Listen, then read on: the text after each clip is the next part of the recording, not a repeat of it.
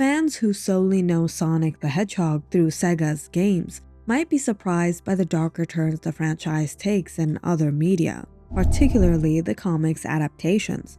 Notably, Archie Comics' discontinued series delve deep into grim themes. Although IDW's ongoing comics draws more inspiration from the game's tone, Take me, sweet dad!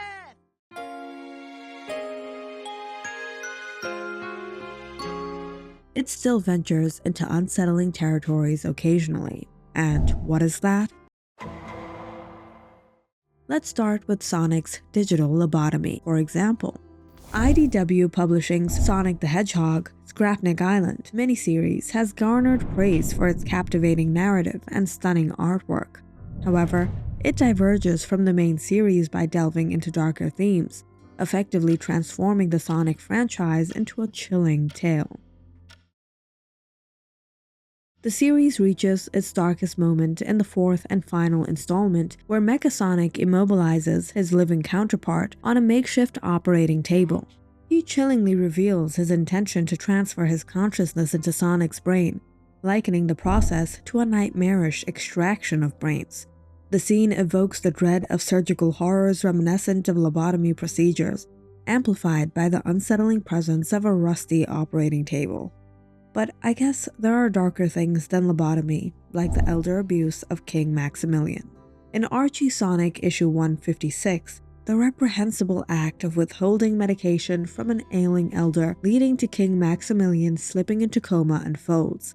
This despicable crime carries an additional layer of betrayal, as it initially implicates the long-standing hero, Antoine, a character familiar to readers since the series' inception. The revelation shakes readers after 155 issues, amplifying the shock of the perceived betrayal.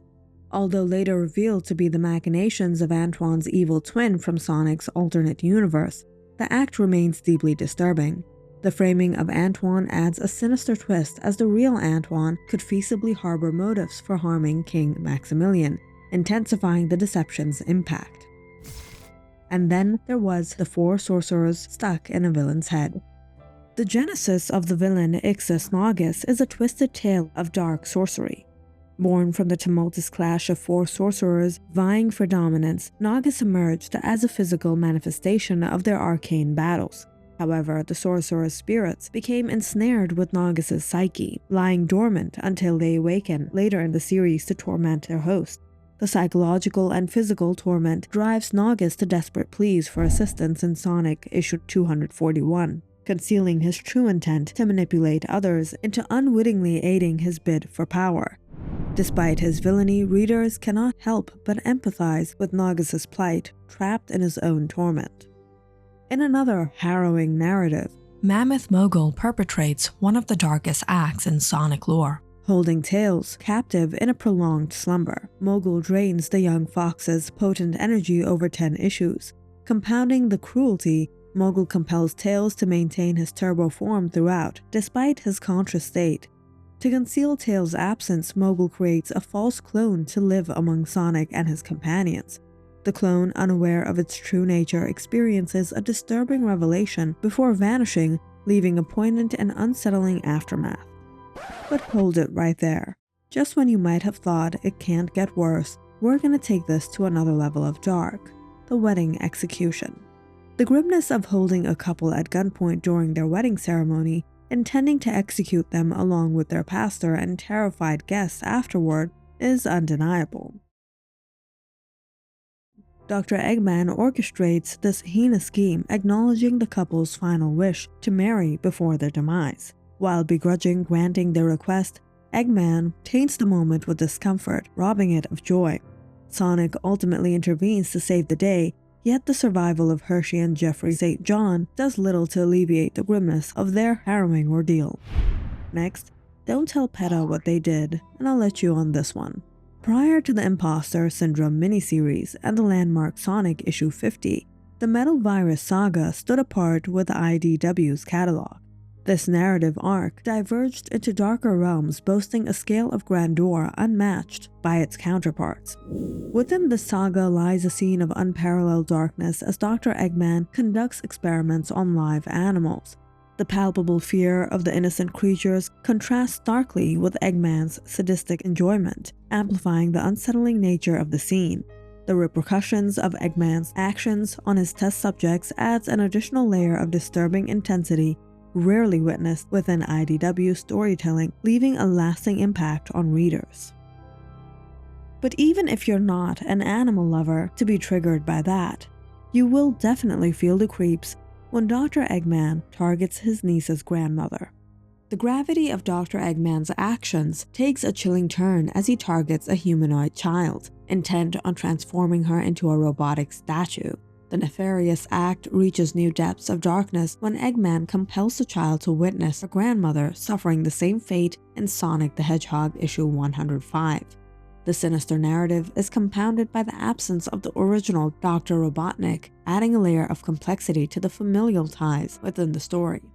Just 5 issues prior, Eggman's ruthlessness is further evidenced as he subjects another individual to roboticization, callously disregarding pleas for mercy and invoking references to family ties in a disturbing display of cruelty.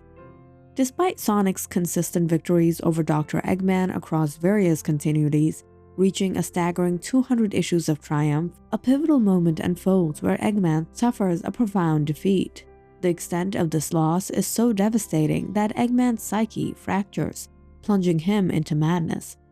Such is the severity of his descent that even his nephew, Snively, deems it necessary to confine him to a padded cell for an extended period.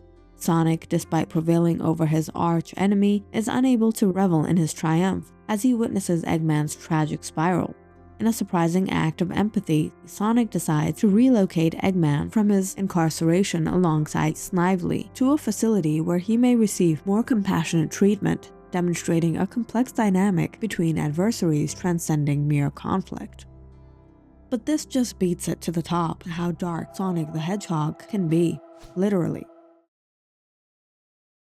The unsettling scene depicted in Sonic issue 48 teeters on the edge of potential darkness, its severity underscored by the circumstances surrounding it. It's assumed that the traitor Drago, who frames Sally's death on her boyfriend Sonic in the same arc, only violently grabs a hold of his girlfriend Hershey's arm, but he does so in anger while assuming a menacing stance that he could easily be interpreted as him preparing himself to hit her. There is even a possibility that more is happening, since readers are restricted to what can be seen by Bunny Rabbit and Antoine, who are already limited by the fact that they're focusing on staying hidden. And who is to say that this is the only time in which Drago exhibits violence?